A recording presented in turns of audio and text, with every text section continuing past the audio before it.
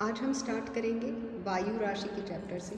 तो वायु राशि दो शब्दों से मिलकर बना है, वायु प्लस राशि। वायु यानी हवा, जिसके अंदर धूलकण होते हैं, गैसें होती हैं और जलवाष्प की मात्रा होती है। राशि का अर्थात है एक विशाल पुंज, आप कह सकते हैं, यानी वायुमंडल की एक विस्तृत और सघन राशि, वायु की एक सघन राशि या बहुत विस्तृत क्षेत्र पर फैला हुआ वायु का समूह जिसमें समरूपता हो। तो विशेष तौर पे ध्यान किस चीज़ पे देना है, जैसे ये ज़मीन का क्षेत्र है, कॉन्टिनेंट का, एशिया है, इसके ऊपर से हवा इस सारे क्षेत्र के ऊपर मान लो वायु फैली हुई है, हवा है, तो इस राशि को हम वायु राशि कहेंगे अगर इसमें समरूपता होगी। समरूपता किसमें, यानी समानता होगी। किस चीज़ में समानता? तापमान एक समान हो, यानी इस क्षेत्र के ऊपर, इस विस्तृत क्षेत्र के ऊपर जो वायु फैली हुई है, अगर वो एक समान तापमान की है, अगर वो एक समान वायुदाब की स्थिति है और एक समान सापेक्षिक आर्द्रता की स्थिति है उसमें, तो हम इस विशाल क्षेत्र के ऊपर फैली हुई वायु के इस समूह को वायु राशि कहेंगे। तो समानता किस तरह से होनी चाहिए? वर्टिकल नहीं होनी चाहिए। वर्टिकल यानी इस तरह से अगर हम जा रहे हैं, वायु तो ऐसे भी है, तो वायु में इस लेवल पर समानता नहीं होनी चाहिए, क्षैतिज दिशा में समानता होनी चाहिए। अर्थात क्यों नहीं होनी चाहिए इस दिशा में? क्योंकि हमें सबको पता है, हमने पहले चैप्टर्स में कर रखा है कि वायु जब हम ऊपर जाएंगे तो वायु का तापमान क्या होता जाएगा? कम। तो इसके अंदर तो वायु का तापमान चेंज हो जाएगा, समरूपता नहीं रहेगी। अर्थात ये जो समरूपता है ये ऊर्ध्वाधर दृष्टि से नहीं होगी, वर्टिकल लेवल पर नहीं होगी, बल्कि समानता होगी हॉरिजॉन्टल लेवल के ऊपर, क्षैतिज दिशा के अंदर समानता हो गई। ये समझ में आ गया वायु राशि किसे कहेंगे? साधारण शब्दों में वायुमंडल की विस्तृत वायु समूह को वायु राशि कहेंगे जिसमें समरूपता हो, अर्थात एक बड़े क्षेत्र में विस्तृत वायुमंडल की एक समान विशेषताओं वाली वायु को वायु राशि कहते हैं। दूसरे नंबर पे जो आएगी चीज़ वो है वायु राशियों की उत्पत्ति। किस जगह पर वायु राशि बनेगी? वायु राशि की उत्पत्ति तब होगी जब वायु एक समान ताप और आर्द्रता वाले विशाल धरातल पर कुछ समय के लिए टिकी हुई रहेगी। जैसे ये एक विशाल धरातल है एशिया का, इस जगह पर अगर इस धरातल के ऊपर एक समान तापमान, जितनी जगह पर एक समान तापमान और एक समान आर्द्रता है, उसके ऊपर अगर वायु राशि कुछ समय तक टिकी रहेगी, वायु कुछ समय तक टिकी रहेगी, तो क्या होगा? इस धरातल के गुणों को वो अपने अंदर समाहित कर लेगी वायु राशि, और इस तरह से वायु राशि की उत्पत्ति होती है। और एक बार उत्पन्न होने के बाद वायु राशियाँ जो हैं वो अपने उद्गम क्षेत्र पर स्थिर नहीं रहती। तो जिस जगह पर वायु राशि की उत्पत्ति होगी उसे हम उसका उद्गम क्षेत्र कहेंगे। तो वायु राशि की उत्पत्ति की क्या कंडीशंस हुई? वायु राशि की उत्पत्ति की ये कंडीशंस हुई कि एक समान ताप और आर्द्रता वाला धरातल होना चाहिए, और दूसरा, उस धरातल के ऊपर वायु कुछ समय तक टिकी हुई, यानी शांत और स्थिर अवस्था में रहनी चाहिए, ताकि वो उस धरातल के गुणों को, समान ताप और आर्द्रता वाले गुणों को अपने अंदर समाहित करें। ये दो स्थितियां जब पैदा होंगी तो वायु राशि की उत्पत्ति होगी। तीसरे पॉइंट पर आता है वायु राशियों की विशेषताएं। एक वायु राशि जो है वो कई 100 किलोमीटर तक फैली हुई हो सकती है, यानी सैकड़ों वर्ग किलोमीटर से हजारों वर्ग किलोमीटर तक फैली हुई हो सकती है। दूसरा, वायु राशि की उत्पत्ति तब होगी जब धरातल पर वायुमंडलीय विशेषताओं में लंबे समय तक स्थिरता पाई जाएगी, यानी शांत और स्थिर स्थिति पाई जाएगी वायुमंडल दशाओं की, ताकि वायु उन धरातल के गुणों को अपने अंदर समाहित कर सके।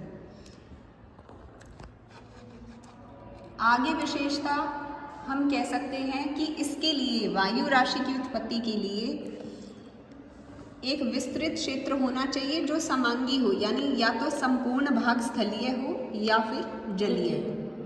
अगर इस एग्जाम्पल के ऊपर हम देखें तो या तो वायु पूरी तरह से स्थल के ऊपर हो या वायु पूरी तरह से जल पर हो।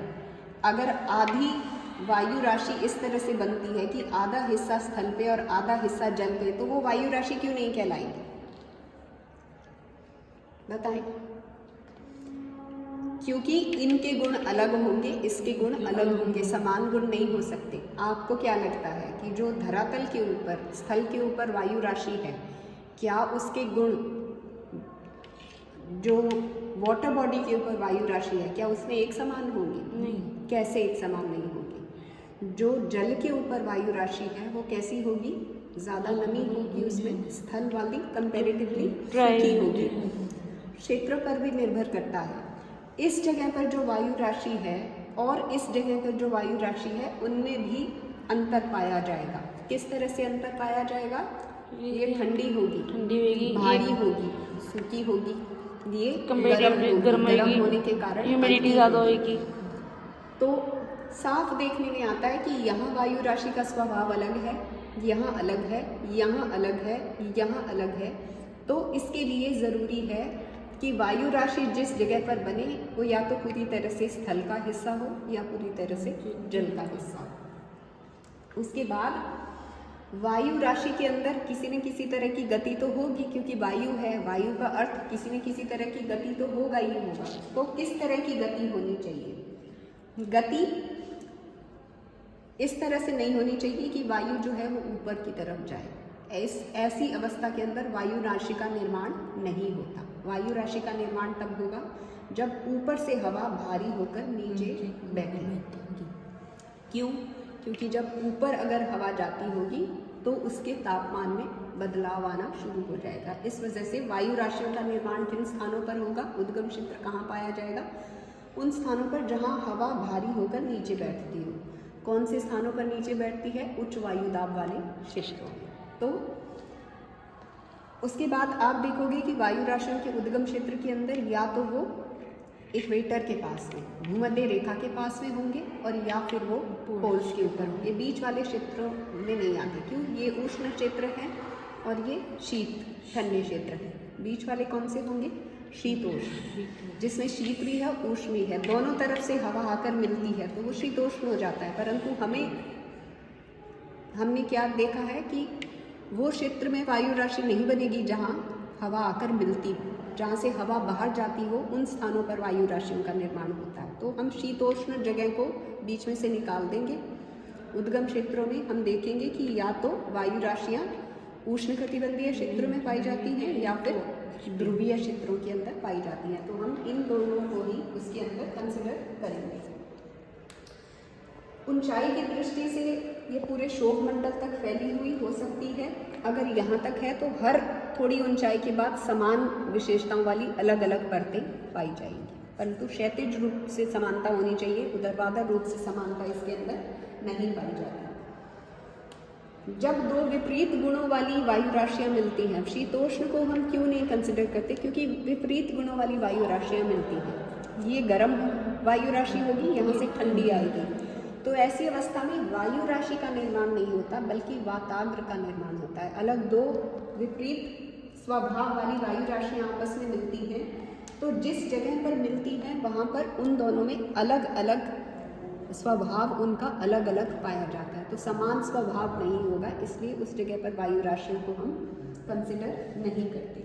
वायु राशियाँ अपने उद्गम क्षेत्र पर बनती हैं और उसके बाद वो धीरे धीरे आगे की तरफ खिसकना शुरू कर देती हैं, आगे की तरफ चलना शुरू कर देती हैं। जब वो आगे की तरफ चलती हैं तो वो अपने जो बेसिक उनका नेचर है, मौलिक स्वभाव को छोड़ देती हैं और धीरे धीरे जिस धरातल पर वो जाने लगती हैं उसके गुण अपने अंदर समाहित करना शुरू कर देती हैं। तो उनमें किसी तरह के बदलाव आने शुरू हो जाएंगे। यहाँ पर जो वायु राशि है, जब वो वाटर बॉडी के ऊपर आएगी तो वह वाटर बॉडी के गुणों को अपने अंदर धारण करना शुरू कर देगी धीरे धीरे। अब क्या होगा? उसका स्वभाव बदल जाएगा। तो इस आधार पर वायु राशियाँ अनेक प्रकार की हो सकती हैं। वायु राशियों का वर्गीकरण देखेंगे हम। वायु राशियों के वर्गीकरण में क्या आएगा? सबसे पहले अक्षांश के आधार पर वायु राशियों का वर्गीकरण। अक्षांश के आधार पर वायु राशियों का वर्गीकरण कैसे होगा? जैसे ये है भूमध्य रेखा। भूमध्य रेखा से 45 डिग्री उत्तर 45 डिग्री दक्षिण के बीच में जो वायु राशियाँ आएंगी उन्हें हम उष्णकटिबंधीय कहेंगे। 45 से ऊपर 90 तक और 45 से नीचे 90 तक ये होगा ध्रुवीय। तो हम इसको शीतोष्ण को कंसिडर नहीं कर रहे, हम केवल अक्षांश के आधार पर दो तरह की वायु राशियाँ देख रहे हैं, उष्णकटिबंधीय, ध्रुवीय। उष्णकटिबंधीय को हम कहेंगे, इंग्लिश वर्ड है ट्रॉपिकल, ध्रुवीय का है पोलर। ट्रॉपिकल के कारण उष्णकटिबंधीय को टी अक्षर से डिनोट किया जाता है और ध्रुवीय को टी अक्षर से डिनोट किया जाता है। यानी ये उष्णकटिबंधीय वायु राशि होगी इस तरफ और यहाँ ध्रुवीय। परंतु ध्रुवीय जो है उसमें भी कहीं तो पानी है और कहीं स्थल है। तो जो उष्णकटिबंधीय है वहाँ पर भी कहीं तो स्थल आ गया और कहीं पर पानी आ गया। तो जल और स्थल की विभिन्नता के कारण ये दोनों भी आगे फर्दर डिवाइड हो जाती हैं। यानी ध्रुवीय सागरीय, ध्रुवीय महाद्वीपीय, उष्णकटिबंधीय सागरीय, उष्णकटिबंधीय महाद्वीपीय। तो फर्दर एक और डिवीजन हो गया, वो हो गया महासागर और महाद्वीपीय। महासागर को कहेंगे कॉन्टिनेंटल, जिसे सी अक्षर से डिनोट किया जाता है। महाद्वीपीय को कहेंगे मैरीटाइम, जिसे छोटे एम अक्षर से डिनोट किया जाता है। तो अब उष्णकटिबंधीय भी दो प्रकार की हो गई, उष्णकटिबंधीय महासागरीय और उष्णकटिबंधीय महाद्वीपीय और महासागरीय। ये महाद्वीप यहाँ होगा, महासागरीय होगा। उष्णकटिबंधीय महाद्वीपीय, उष्णकटिबंधीय महासागरीय। उसी तरह से ध्रुवीय महासागरीय, ध्रुवीय महाद्वीपीय। ये गलत लिखा गया। तो CT MT CP MP। अब चेंजेस कैसे आएगा?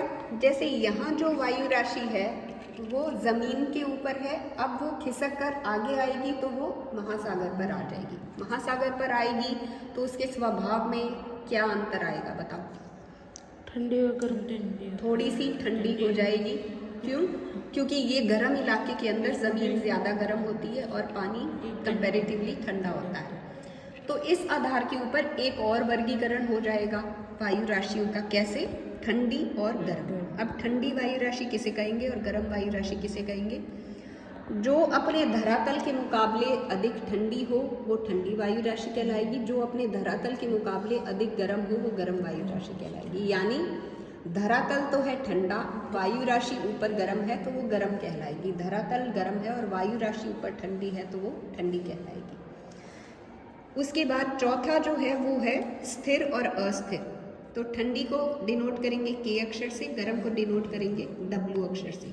ये जो CT और MT आया था, अब CTK और CTW, MTK और MTW, ये तीसरा डिफ्रेंसिएशन हो गया। चौथा हो गया इसी के अंदर स्थिर और अस्थिर। अगर कोई वायु राशि ठंडे प्रदेश से गर्म प्रदेश के अंदर जाएगी तो उसमें क्या चेंज आएगा? ठंडे धरातल से अब गर्म धरातल की ओर अगर वो प्रस्थान करती है तो उसमें क्या चेंज आएगा? नीचे ज़मीन अगर गर्म होगी तो क्या होगा? हवा गर्म होनी शुरू होगी। गर्म होने के कारण वो ऊपर की ओर उठेगी, संवहन धाराओं का निर्माण होगा। संवहन धाराओं का निर्माण होने से क्या होगा? डिस्टर्बेंस आएगी और वर्षा होगी, बादल इत्यादि बनेंगे, मौसम जो है वो अस्थिर हो जाएगा। तो अब वायु ठंडे धरातल और गर्म धरातल के हिसाब से, अगर वायु ठंडी होगी तो क्या होती है? वो वायु स्थिर होती है, ठंडी होती है, भारी होती है। गर्म हवा क्या होगी? गर्म होगी, आर्द्र होगी और अस्थिरता उसमें पाई जाती है। तो अस्थिर को हम डिनोट करेंगे U से, अनस्टेबल से, और स्थिर को हम डिनोट करेंगे S से। तो अब आगे CTK S CTK U, ये वर्गीकरण समझ में आ गया।